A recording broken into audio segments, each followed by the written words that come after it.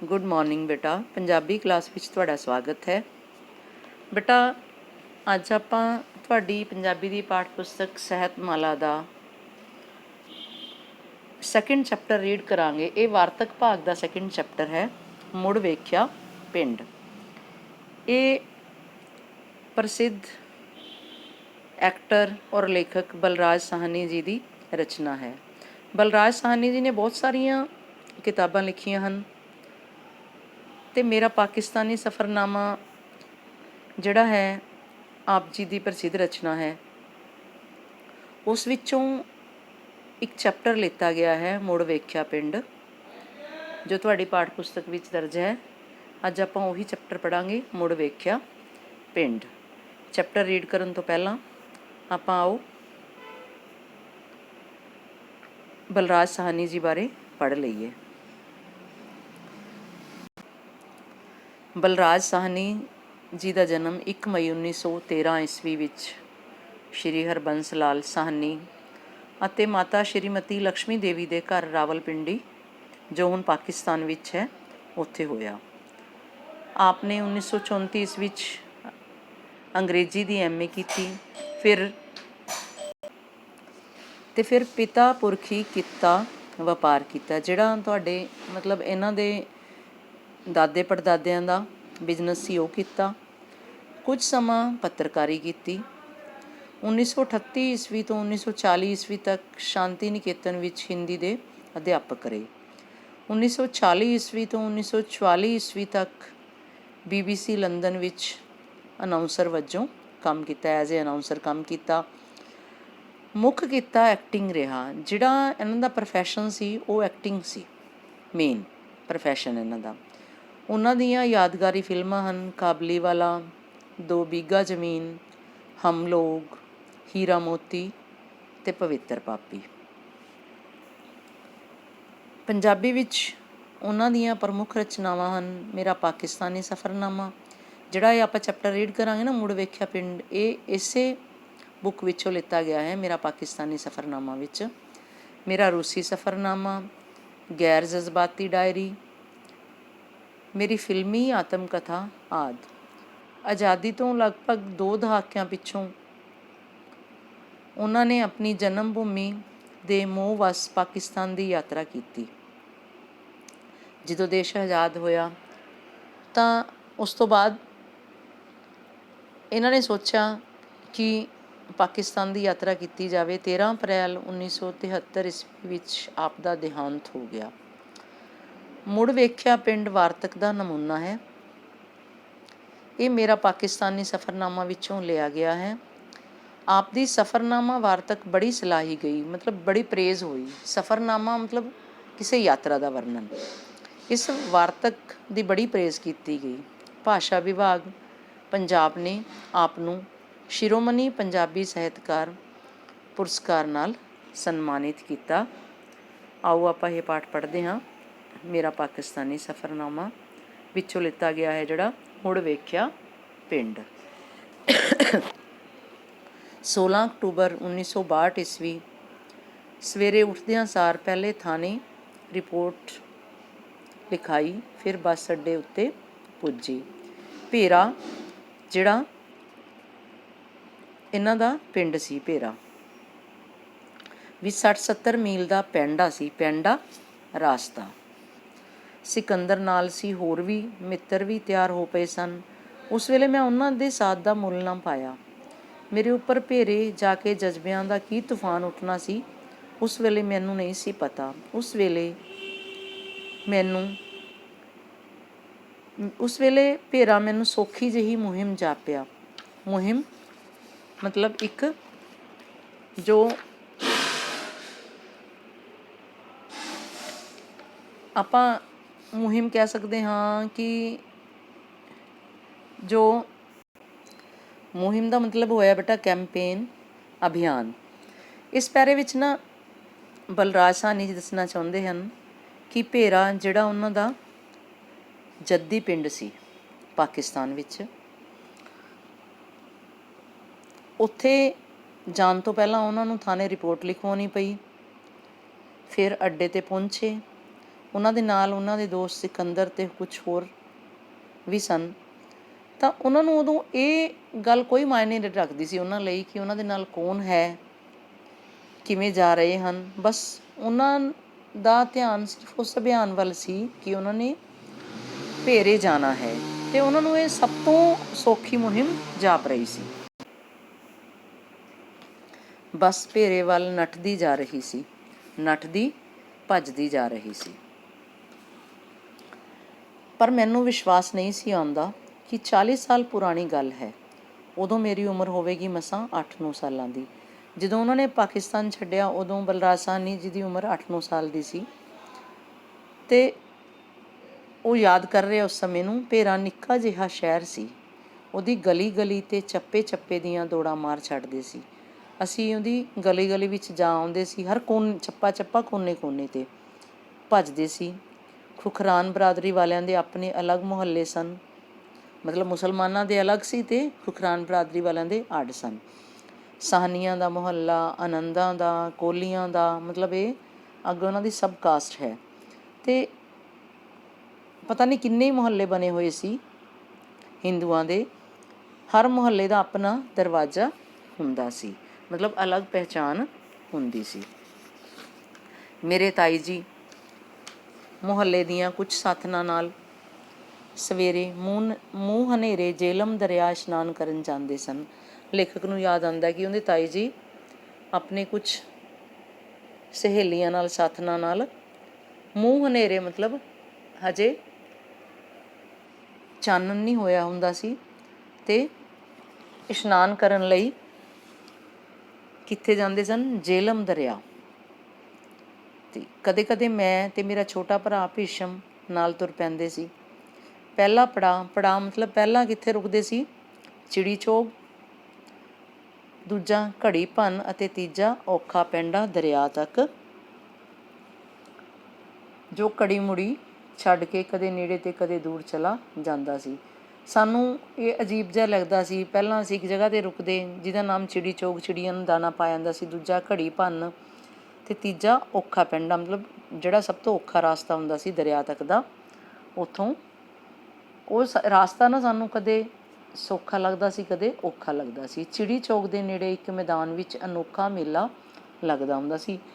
ਹੁਣ ਲੇਖਕ ਯਾਦ ਕਰ ਰਹੇ ਆ ਉਸ ਸਮੇਂ, ਮਤਲਬ ਉਹ ਕਿਵੇਂ ਉੱਥੇ ਘੁੰਮਦੇ ਹੁੰਦੇ ਸੀ, ਕਿੱਥੇ ਕਿੱਥੇ ਜਾਂਦੇ ਹੁੰਦੇ ਸੀ ਛੋਟੇ ਹੁੰਦਿਆਂ।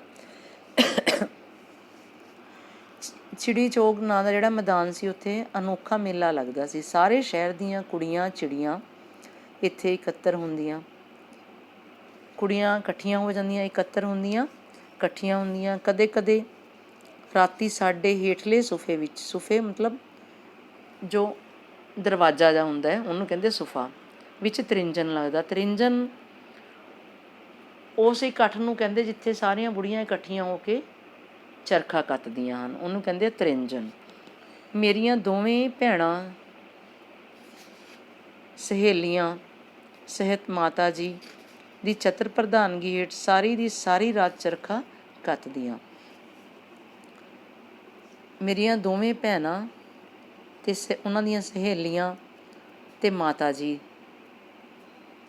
ਦੀ ਚਤੁਰ ਪ੍ਰਧਾਨਗੀ, ਮਤਲਬ ਉਹ ਚੁਸਤ ਸਨ ਅਤੇ ਉਹਨਾਂ ਦੀ ਲੀਡਰਸ਼ਿਪ ਦੇ ਅੰਡਰ ਸਾਰੀ ਰਾਤ ਚਰਖਾ ਕੱਤਦੀਆਂ ਸਨ।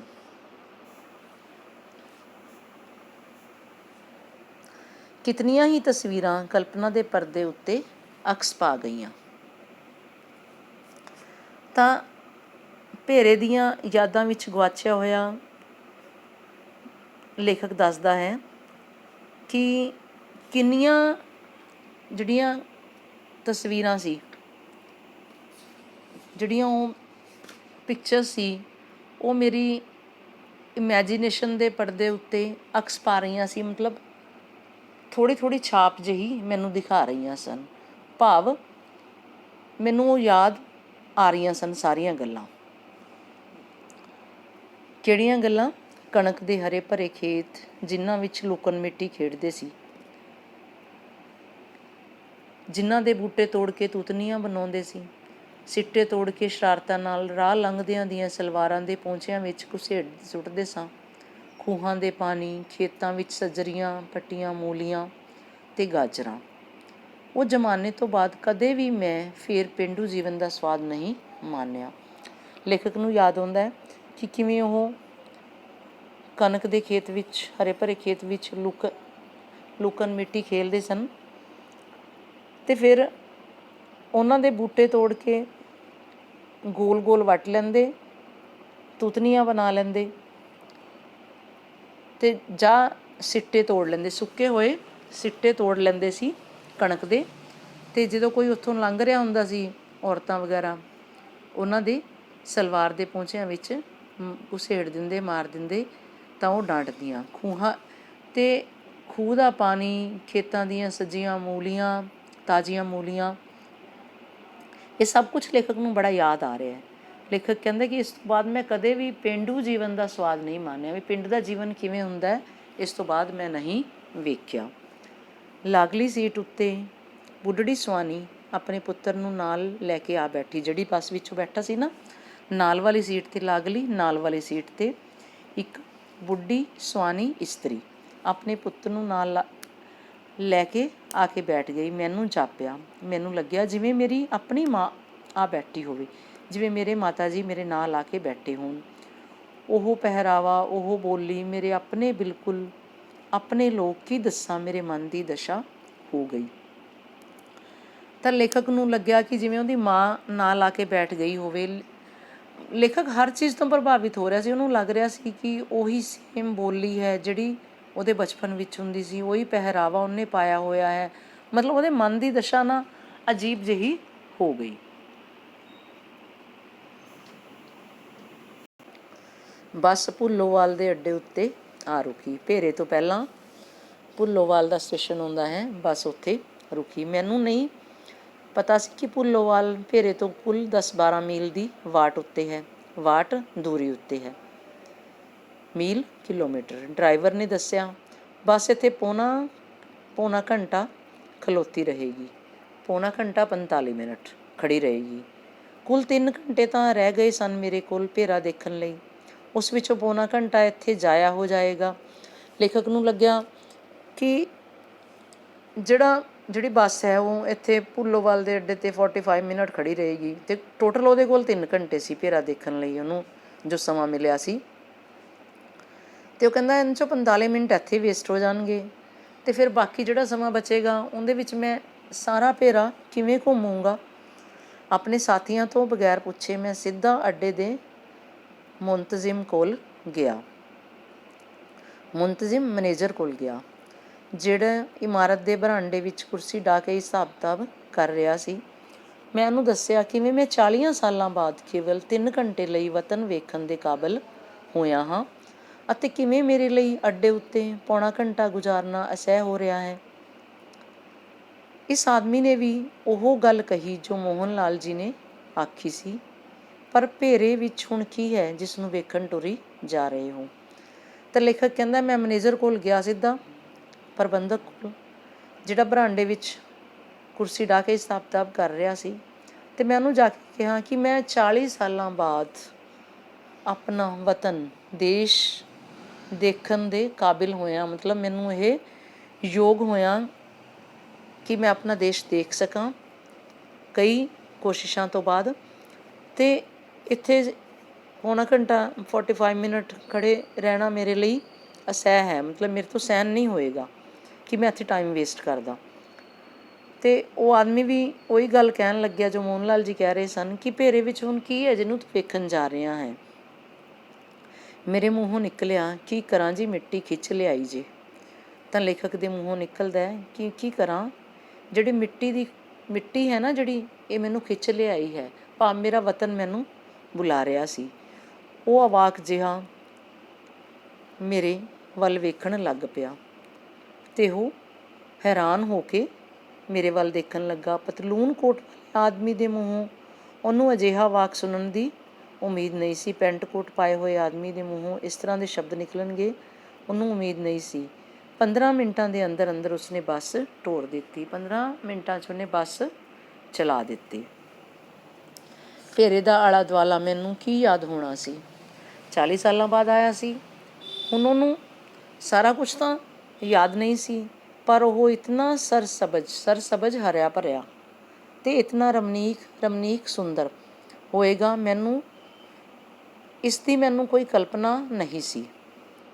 ਮੈਂ ਇਮੈਜੀਨੇਸ਼ਨ ਨਹੀਂ ਕਰ ਸਕਦਾ ਸੀ ਕਿ ਜਿਹੜਾ ਭੇਰੇ ਦੀ ਸਰਾਊਂਡਿੰਗ ਇੰਨੀ ਹਰੀ ਭਰੀ ਹੋਏਗੀ, ਇੰਨੀ ਸੁੰਦਰ ਹੋਏਗੀ। ਝੰਗ ਜਾਂ ਸਰਗੋਧਾ ਉਹਦੇ ਮੁਕਾਬਲੇ ਵਿੱਚ ਰੁੱਖੇ ਇਲਾਕੇ ਸਨ, ਅਤੇ ਹੁਣ ਉਹਨੂੰ ਐਂ ਲੱਗਦਾ ਸੀ ਝੰਗ ਅਤੇ ਸਰਗੋਧਾ ਜਿਹੜੇ ਜਿੱਥੇ ਉਹ ਰਹਿ ਰਿਹਾ ਹੈ ਉਹਨੂੰ ਖੁਸ਼ਕ ਜਿਹੇ ਲੱਗੇ। ਰੇਲਵੇ ਸਟੇਸ਼ਨ ਤੋਂ ਉਤਰ ਕੇ ਭੇਰੇ ਆਓ ਤਾਂ ਸਾਹਨੀਆਂ ਦਾ ਮੁਹੱਲਾ ਸਭ ਤੋਂ ਪਹਿਲਾਂ ਆਉਂਦਾ ਹੈ। ਪਰ ਬੱਸਾਂ ਦਾ ਅੱਡਾ ਸ਼ਹਿਰ ਦੇ ਪਿਛਲੇ ਦਰਵਾਜ਼ੇ ਉੱਪਰ ਬਣਿਆ ਹੋਇਆ ਹੈ, ਜਿਸ ਨੂੰ ਸ਼ਾਇਦ ਅਸੀਂ ਬਲੋਚੀ ਦਰਵਾਜ਼ਾ ਆਖਦੇ ਸਾਂ। ਉਸ ਤੋਂ ਬਾਹਰ ਜਾਂਦਿਆਂ ਡਰੀਦਾ ਹੁੰਦਾ ਸੀ, ਜਿਵੇਂ ਉਸ ਤੋਂ ਪਾਰ ਕੋਈ ਦੂਜਾ ਮੁਲਕ ਹੋਵੇ। ਲੇਖਕ ਯਾਦ ਕਰ ਰਿਹਾ ਹੈ ਕਿ ਸਾਹਨੀਆਂ ਦਾ ਜਿਹੜੀ ਉਹਨਾਂ ਦੀ ਕਾਸਟ ਹੈ, ਉਹਨਾਂ ਦਾ ਮੁਹੱਲਾ ਰੇਲਵੇ ਸਟੇਸ਼ਨ ਦੇ ਨਜ਼ਦੀਕ ਸੀ, ਪਰੰਤੂ ਬੱਸ ਅੱਡਾ ਸ਼ਹਿਰ ਦੇ ਪਿਛਲੇ ਦਰਵਾਜ਼ੇ 'ਤੇ ਬਣਿਆ ਹੋਇਆ ਸੀ, ਜਿਹਨੂੰ ਬਲੋਚੀ ਦਰਵਾਜ਼ਾ ਕਿਹਾ ਜਾਂਦਾ ਸੀ, ਅਤੇ ਬਾਹਰ ਜਾਂਦਿਆਂ ਡਰ ਲੱਗਦਾ ਹੁੰਦਾ ਸੀ ਜਿਵੇਂ ਦੂਸਰਾ ਕੋਈ ਦੇਸ਼ ਹੀ ਹੋਵੇ। ਮੇਰੇ ਸਾਥੀ ਇਹ ਵੇਖ ਕੇ ਹੱਕੇ ਬੱਕੇ ਰਹਿ ਗਏ ਕਿ ਮੈਨੂੰ ਸ਼ਹਿਰ ਦੀ ਹਰ ਸੜਕ ਅਤੇ ਗਲੀ ਯਾਦ ਸੀ। ਇਸ ਬਲੋਚੀ ਦਰਵਾਜ਼ੇ ਅੰਦਰ ਵੜਦਿਆਂ ਸਾਰ ਹੀ ਪਹਿਲੀ ਪਛਾਣ ਭੇਰੇ ਦੀਆਂ ਵਿਸਰੀਆਂ ਖੁਸ਼ਬੂਆਂ ਨਾਲ ਹੋਈ ਅਤੇ ਮੇਰੇ ਅੰਦਰ ਇੱਕ ਅਜੀਬ ਖੁਸ਼ੀ ਦੀ ਲਹਿਰ ਦੌੜ ਗਈ। ਮੇਰੇ ਸਾਥੀ ਹੈਰਾਨ ਸਨ ਕਿ ਮੈਨੂੰ ਭੇਰੇ ਦੀ ਹਰ ਸੜਕ ਗਲੀ ਯਾਦ ਹੈ। ਜਿਵੇਂ ਹੀ ਬਲੋਚੀ ਦਰਵਾਜ਼ੇ ਅੰਦਰ ਵੜਿਆ ਤਾਂ ਮੈਨੂੰ ਜੋ ਹੈ ਵਿਸਰੀਆਂ ਖੁਸ਼ਬੂਆਂ ਨਾਲ ਹੋਈ ਪਛਾਣ, ਵਿਸਰੀਆਂ ਭੁੱਲ ਚੁੱਕੀਆਂ ਖੁਸ਼ਬੂਆਂ ਨਾਲ ਮੇਰੀ ਪਹਿਚਾਣ ਹੋਈ। ਮੇਰੇ ਅੰਦਰ ਇੱਕ ਖੁਸ਼ੀ ਦੀ ਲਹਿਰ ਦੌੜ ਪਈ, ਮਤਲਬ ਮਨ ਖੁਸ਼ ਜਿਹਾ ਹੋ ਗਿਆ। ਦੁਲੰਗੜੇ ਮਾਰਦਾ ਮੈਂ ਸ਼ਹਿਰ ਦੇ ਦੂਜੇ ਸਿਰੇ ਗੰਜ ਮੰਡੀ ਵਾਲੇ ਚੌਕ ਜਾ ਪਹੁੰਚਾ, ਅਤੇ ਭੱਜਦਾ ਮੈਂ ਸ਼ਹਿਰ ਦੇ ਦੂਜੇ ਪਾਸੇ ਚਲਾ ਗਿਆ। ਮੈਨੂੰ ਥਾਣੇ ਦਾ ਵਾਕਿਆ ਵੀ ਯਾਦ ਹੈ। ਲੇਖਕ ਲਿਖ ਰਿਹਾ ਹੈ ਕਿ ਥਾਣੇ ਦੀ ਵਾਕਿਆ ਘਟਨਾ ਹੈ। ਇੰਸਪੈਕਟਰ ਮੇਰੇ ਵਾਂਗ ਹੀ ਅਧਖੜ ਉਮਰ ਦਾ ਆਦਮੀ ਸੀ, ਅਧਖੜ ਮਿਡਲ ਏਜ ਦਾ ਆਦਮੀ ਸੀ, ਅਤੇ ਭੇਰੇ ਦੇ ਬਹੁਤ ਜ਼ਿਆਦਾ ਸਾਹਨੀਆਂ ਨੂੰ ਜਾਣਦਾ ਸੀ। ਬੜੇ ਪਿਆਰ ਨਾਲ ਪੇਸ਼ ਆਇਆ, ਸਗੋਂ ਪਾਸਪੋਰਟ ਉੱਤੇ ਆਮਦ ਅਤੇ ਰੁਖਸਤ ਦੋਵਾਂ ਦੇ ਅੰਦਰਾਜ਼ ਇੱਕੋ ਸਮੇਂ ਕਰ ਦਿੱਤੇ, ਅਤੇ ਉਹਨੇ ਪਾਸਪੋਰਟ ਉੱਤੇ ਨਾ ਆਉਣ ਦੇ ਅਤੇ ਜਾਣ ਦੇ, ਆਮਦ ਆਉਣ ਦੇ, ਰੁਖਸਤ ਜਾਣ ਦੇ, ਵਾਪਸ ਜਾਣ ਦੇ, ਦੋਨਾਂ ਦੇ ਅੰਦਰਾਜ਼ ਸਾਈਨ ਇੱਕੋ ਟਾਈਮ 'ਤੇ ਹੀ ਕਰ ਦਿੱਤੇ, ਤਾਂ ਜੋ ਦੁਬਾਰਾ ਕੋਤਵਾਲੀ ਆਉਣ ਦੀ ਸਾਨੂੰ ਲੋੜ ਨਾ ਪਵੇ, ਤਾਂ ਕਿ ਦੁਬਾਰਾ ਕੋਤਵਾਲੀ ਥਾਣੇ ਵਿੱਚ ਨਾ ਜਾਣਾ ਪਵੇ ਸਾਨੂੰ। ਅਤੇ ਉਹ ਇੰਸਪੈਕਟਰ ਲੇਖਕ ਨੂੰ ਅੱਛਾ ਲੱਗਿਆ ਕਿ ਕਿਵੇਂ ਉਸ ਇੰਸਪੈਕਟਰ ਨੇ ਲੇਖਕ ਨੂੰ ਕੋਆਪਰੇਟ ਕੀਤਾ ਸੀ। ਵੇਖਿਆ ਮੈਂ ਨਾਲ ਆਏ ਸਾਥੀ ਸਿਕੰਦਰ, ਸ਼ਾਕਿਰ ਅਤੇ ਮੁਸਤਹਿਮੀਨ ਨੂੰ ਕਿਹਾ, ਆਪਣੇ ਅਤੇ ਪਰਾਏ ਸ਼ਹਿਰ ਦਾ ਇਹ ਫਰਕ ਹੁੰਦਾ ਹੈ। ਉਹ ਆਪਣੇ ਦੋਸਤਾਂ ਨੂੰ ਦੱਸਣ ਲੱਗ ਗਿਆ, ਬਲਰਾਜ ਸਾਹਨੀ, ਕਿ ਦੇਖੋ ਇਹ ਮੇਰਾ ਆਪਣਾ ਸ਼ਹਿਰ ਹੈ। ਪਰਾਇਆ ਹੁਣ ਉਹਨੂੰ ਕੀ ਲੱਗਦਾ ਸੀ? ਭਾਰਤ ਪਰਾਇਆ ਲੱਗਦਾ ਸੀ, ਜਨਮ ਭੂਮੀ ਭੇਰਾ ਸੀ, ਇਸ ਕਰਕੇ ਉਹਨੂੰ ਆਪਦਾ ਸ਼ਹਿਰ ਲੱਗਦਾ ਸੀ। ਅਤੇ ਉਹ ਆਪਣੇ ਦੋਸਤਾਂ ਨੂੰ ਕਹਿਣ ਲੱਗ ਗਿਆ, ਸਿਕੰਦਰ, ਸ਼ਾਕਿਰ ਅਤੇ ਮੁਸਤਮੀਨ ਨੂੰ, ਕਿ ਆਪਣੇ ਅਤੇ ਦੂਜੇ ਸ਼ਹਿਰ ਦਾ ਦੇਖੋ ਕੀ ਫਰਕ ਹੁੰਦਾ ਹੈ। ਉਹ ਵੀ ਅਤੇ ਇੰਸਪੈਕਟਰ ਵੀ ਖਾਮੋਸ਼ ਰਹੇ। ਮੈਂ ਜਾਣਦਾ ਹਾਂ ਹੁਣ ਇਹ ਸ਼ਹਿਰ ਉਤਨਾ ਹੀ ਮੇਰਾ ਸੀ ਜਿਤਨੀ ਦਿੱਲੀ ਸਿਕੰਦਰ ਦੀ ਸੀ, ਪਰ ਮੈਂ ਸਿਆਣਿਆਂ ਬਣਨ ਦੇ ਰੌਂਅ ਵਿੱਚ ਨਹੀਂ ਸੀ। ਇਹ ਮੈਨੂੰ ਪਤਾ ਸੀ ਕਿ ਇਹ ਸ਼ਹਿਰ ਓਨਾ ਮੇਰਾ ਸੀ ਜਿੰਨੀ ਹੁਣ, ਜਿਵੇਂ ਸਿਕੰਦਰ ਇੱਧਰੋਂ ਗਿਆ, ਸਿਕੰਦਰ ਸੀ ਜਿਹੜਾ ਉੱਧਰੋਂ ਆਇਆ ਹੋਇਆ ਸੀ, ਅਤੇ ਉਹਨੂੰ ਦਿੱਲੀ ਆਪਣੀ ਲੱਗਦੀ ਸੀ, ਅਤੇ ਮੈਨੂੰ ਇਹ ਭੇਰਾ ਹੁਣ ਆਪਣਾ ਓਨਾ ਲੱਗਦਾ ਸੀ। ਪਰ ਮੈਂ ਸਮਝਦਾਰ ਨਹੀਂ ਬਣਨਾ ਚਾਹੁੰਦਾ ਸੀ। ਲੇਖਕ ਇਹਦੇ ਵਿੱਚ ਕਹਿਣਾ ਚਾਹੁੰਦਾ ਹੈ ਕਿ ਜੋ ਵੀ ਸੀ, ਮਤਲਬ ਮੈਂ ਆਪਦੇ ਆਪ ਨੂੰ ਸਮਝਦਾਰ ਨਹੀਂ ਦਿਖਾਉਣਾ ਚਾਹੁੰਦਾ ਸੀ। ਮੁੰਡਿਆਂ ਨੇ ਬਥੇਰਾ ਕਿਹਾ, ਕਿਸੇ ਵਾਕਫਕਾਰ ਨੂੰ ਨਾਲ ਲੈ ਲਈਏ, ਵਾਕਫਕਾਰ ਜਾਣਕਾਰ ਨੂੰ ਨਾਲ ਲੈ ਲਈਏ। ਪਰ ਉਹ ਆਪਣੀ ਮੂਰਖਤਾ ਕਾਰਨ ਭੰਬਲ ਭੂਸਿਆਂ ਵਿੱਚ ਪੈ ਗਿਆ। ਮੂਰਖਤਾ ਕਾਰਨ ਮਤਲਬ ਬੇਵਕੂਫੀ ਕਾਰਨ ਭੰਬਲ ਭੂਸੇ ਭੁਲੇਖਿਆਂ ਵਿੱਚ, ਉਲਝਣਾਂ ਵਿੱਚ ਪੈ ਗਿਆ। ਹਰ ਪਾਸੇ ਇਮਾਰਤਾਂ ਢਹਿ ਕੇ ਢੇਰੀ ਹੋਈਆਂ ਪਈਆਂ ਸਨ। ਇਮਾਰਤਾਂ ਡਿੱਗੀਆਂ ਸਨ। ਹੁਲੀਆ ਨਕਸ਼ਾ ਸਾਰਾ ਬਦਲਿਆ ਪਿਆ ਸੀ। ਸਾਡੀ ਗਲੀ ਦੀ ਨੁੱਕਰ ਉੱਤੇ ਖੂਹ ਹੁੰਦਾ ਸੀ। ਸਾਡੀ ਗਲੀ ਦੀ ਜਿਹੜਾ ਕੋਨਾ ਸੀ, ਨੁੱਕਰ ਕੋਨੇ 'ਤੇ ਇੱਕ ਖੂਹ ਹੁੰਦਾ ਸੀ। ਉਹਦੇ ਐਨ ਸਾਹਮਣੇ ਮੇਰੇ ਚਾਚਾ ਜੀ ਦਾ ਘਰ ਸੀ। ਮੋਕਲੇ ਜਿਹੇ ਗਲੀਆਂ ਦੇ ਮੇਲ ਉੱਪਰ ਸਾਰਾ ਦਿਨ ਜਨਾਨੀਆਂ ਚਰਖੇ ਢਾਹ ਕੇ ਘੂਕਰ ਮਚਾਈ ਰੱਖਦੀਆਂ ਸਨ। ਮੋਕਲੇ ਖੁੱਲ੍ਹੇ ਜਿਹੇ, ਜਿੱਥੇ ਗਲੀਆਂ ਦਾ ਮੇਲ ਹੁੰਦਾ ਸੀ, ਚੁਰਾਹੇ 'ਤੇ ਖੁੱਲ੍ਹਾ ਚੁਰਾਹਾ ਸੀ। ਉੱਥੇ ਸਾਰਾ ਦਿਨ ਜਨਾਨੀਆਂ ਚਰਖੇ ਕੱਤਦੀਆਂ ਅਤੇ ਉੱਥੇ ਘੂੰ ਘੂੰ ਦੀ ਆਵਾਜ਼ ਆਉਂਦੀ ਸੀ। ਮੇਰੇ ਚਾਚਾ ਜੀ ਦੇ ਘਰ ਦਾ ਦਰਵਾਜ਼ਾ ਪੁਰਾਣੇ ਢੰਗ ਦਾ ਸੀ। ਲੱਕੜੀ ਉੱਪਰ ਬਿਹਤਰੀਨ ਚੋਬਕਾਰੀ ਦਾ ਕੰਮ ਸੀ। ਬਿਹਤਰੀਨ ਵਧੀਆ ਚੋਬਕਾਰੀ ਕੀਤੀ ਹੋਈ ਸੀ, ਮਤਲਬ ਉਕਰਿਆ ਹੋਇਆ ਸੀ, ਕੁਛ ਡਿਜ਼ਾਈਨ ਬਣੇ ਹੋਏ ਸਨ। ਬੜੀਆਂ ਮੁਸ਼ਕਿਲਾਂ ਨਾਲ ਖੂਹ ਤਾਂ ਲੱਭ ਪਿਆ, ਪਰ ਆਸ-ਪਾਸ ਕੋਈ ਗਲੀ ਨਾ ਮਕਾਨ। ਇੰਝ ਜਾਪਿਆ ਜਿਵੇਂ ਹੁਣੇ ਕੋਈ ਹਵਾਈ ਹਮਲਾ ਹੋਇਆ ਹੈ ਅਤੇ ਹਰ ਪਾਸੇ ਮਲਬੇ ਦੇ ਢੇਰ ਲੱਗੇ ਹੋਏ ਹਨ। ਮਲਬਾ ਜਿਹੜਾ ਜਦੋਂ ਮਕਾਨ ਵਗੈਰਾ ਢਾਹਿਆ ਜਾਂਦਾ ਹੈ, ਇੱਟਾਂ ਪੱਥਰ ਪਏ ਜਾਂਦੇ ਹਨ, ਉਹਨੂੰ ਮਲਬਾ ਕਿਹਾ ਜਾਂਦਾ ਹੈ। ਅਤੇ ਲੇਖਕ ਨੂੰ ਐਂ ਲੱਗਿਆ ਜਿਵੇਂ ਹੁਣੇ ਕੋਈ ਹਵਾਈ ਹਮਲਾ ਹੋਇਆ ਹੈ, ਸਭ ਕੁਛ ਢਹਿ ਗਿਆ ਅਤੇ ਢੇਰ ਲੱਗ ਗਿਆ। ਕੋਈ ਵਿਰਲੀ ਇਮਾਰਤ ਸਾਬਤ ਖੜ੍ਹੀ ਸੀ। ਵਿਰਲੀ ਇੱਕ ਅੱਧੀ ਜਿਹੜੀ ਇਮਾਰਤ ਸੀ ਉਹ ਬਿਲਕੁਲ ਸਹੀ ਖੜ੍ਹੀ ਸੀ। ਬੇਟਾ ਇਹ ਪਾਠ ਆਪਾਂ ਇੱਥੋਂ ਤੱਕ ਪੜ੍ਹਾਂਗੇ, ਬਾਕੀ ਆਪਾਂ ਅਗਲੀ ਵੀਡੀਓ ਵਿੱਚ ਪੜ੍ਹਾਂਗੇ। ਇਹ ਲੈਸਨ ਨਾਲ ਰੀਡ ਕਰ ਲੈਣਾ। Thank you.